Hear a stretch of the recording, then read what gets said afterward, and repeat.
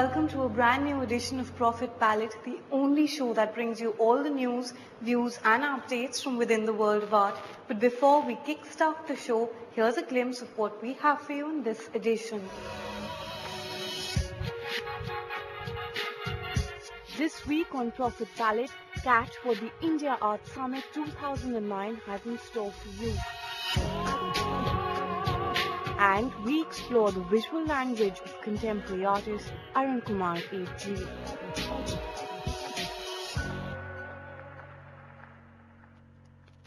Last year, the India Art Summit managed to attract more than 10,000 visitors, and this time around, the organizers, Hanma MSNL, are all prepared for their second edition. So what does India Art Summit 2009 have in store for you? Take a look.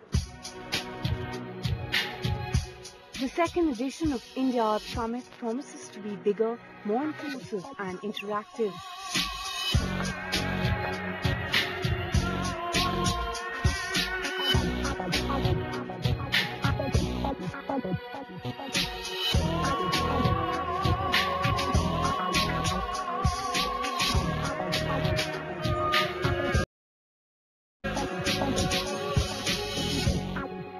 From the 19th to the 22nd of August, the fair will be held at the Pragati Maidan in New Delhi. Spread across 4,210 square meters, triple the available space last year, the summit will bring together 52 galleries as against 35 last year. While prominent galleries from India will be exhibiting, 14 international galleries are also part of this year's summit. But with the economic slowdown, buyers have tightened their belts. So will the summit be able to garner the 50% sales it did last year? I don't think people are participating from the point of view of whether they will get amazing sales from the fair. But we're taking part there because we know that from 15,000 this time maybe the number of footfalls are 25,000. Which a gallery threshold is normally a little intimidating, while an art fair threshold that way is very free for all. So, in some sense, we prefer that free for all. The summit will also host talks and seminars that will take up mainstream dialogues within art practice, from market trends to the evolution of art practice in a post-global world. New projects within the India Art Summit aim to cover all genres and media of contemporary art, from video to public and performance arts.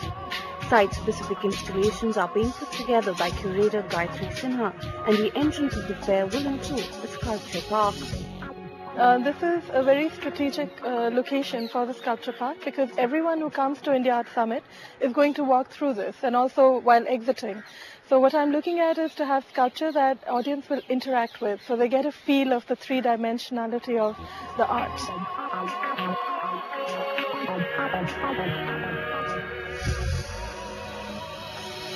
The plans are ambitious, but in an environment of economic gloom, the India Art Summit might not be able to make great sales. But what the event will do is open up the Indian art market to wider international buyers and increase awareness about India's artistic heritage.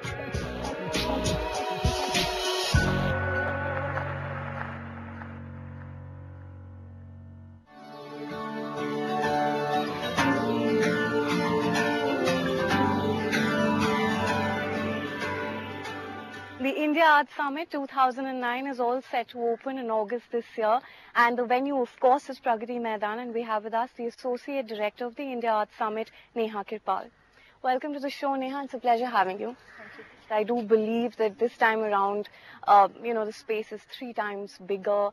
Instead of 35 galleries, you will be having 50. Yeah, in terms of size, actually, if you were to compare, we had hall 8 and 9 to begin with, which was about 1,300 square meters. Sure. This year, it's going to be more in the region of about 4,500 square meters. Okay. So the area is much more. And what's interesting is, because galleries have had a full year to prepare, they're actually now going all out to put their best foot forward. Sure. So we'll see a much better mix of artists. Participation is a lot more international. Okay. What sort of cues are you taking from international art fairs? And there is a new emphasis on, conceptually driven shows and exhibition within art fairs as well. Are you concentrating on that as well? Certainly, yeah. It's a focus because the idea of an art fair like this is to get as much art that is possible out there in the public space. So what we're doing as an art fair is that there are 2 or 3 art forms that we've taken and doing a special focus on that. Okay. So there's a video lounge that we have created where there will be dedicated segments from different galleries, from Rux Media Collective, from Devi Foundation, different people contributing a range of video art, which will be available for people to see throughout the 4 days of the art fair. There will also be a sculpture park with actually you can see it right here. Sure. This entire area, which will have large installations and sculptures, outdoor works, which again then people see just as they enter the art fair venue. And the third thing is a space-specific project. We're actually having it curated by Gayatri Sinha, and that is about 8 to 10 artists, and it will be spread in different parts of the venue. And then it all comes together in one map. Okay. So when people walk in, they'll have one map, and they'll have all these aspects of the art fair highlighted, and then that can sort of guide them through the entire venue. Okay. Another key factor about fairs perhaps is in its ability to be very interactive and also educative, and I do believe this time around you've even scaled up those sort of options for viewers and audiences. Could you give us some insight into that as well? Sure. This year we're expanding it, so it's going to be over 3 days, and there'll be a range of speakers and topics addressed.